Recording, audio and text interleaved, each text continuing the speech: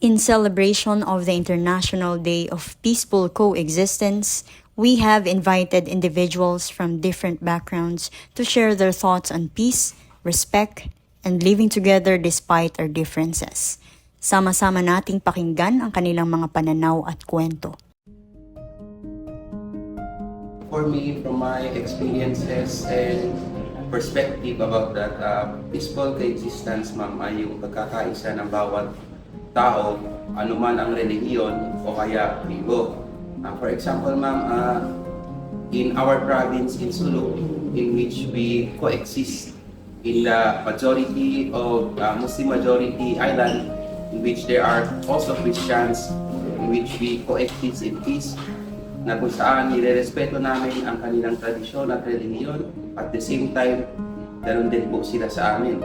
At pati po yung ibang mga tribo like the Siamal, the Badjao, and the Tausug are coexisting within that small little island.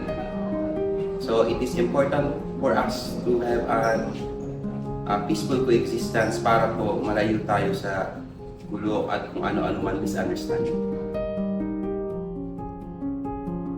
Sa simpleng pakikisalamuha at respeto araw-araw sa ating kapwa. Iba-iba man ang tao, respeto, yan ang susi sa kapayapaan.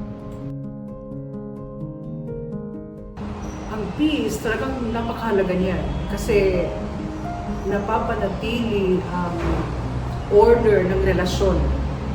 At dahil dyan, madaling mag-function yung tao, both sa kanyang komunidad and even sa buong bansa. Yes, nakaranas na. I knew I had to be the bigger person, but as human as we are, nauubos din po ako. So what I did was, I really pleaded to God and seek His help. And through my brother,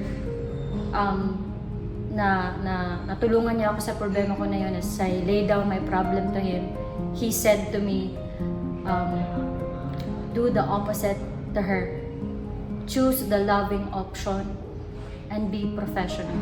So I knew it na si God yun na kumakausap sa akin through my brother.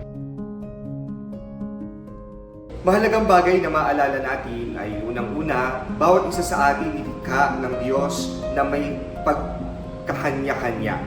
We are created unique. God has given us our gifts individually. God has given us our own talents. And we all are raised from different background, culture, and family. At dahil dito, bawat isa sa atin mayroong mga pagkakanya na iba sa iba. Kaya naman ang hamon para manatili ang respeto, unang-una ay pag-unawa natin sa iba, ang pakikinig natin, at ang lagi nating pagtatanong, bakit ba siya ganito?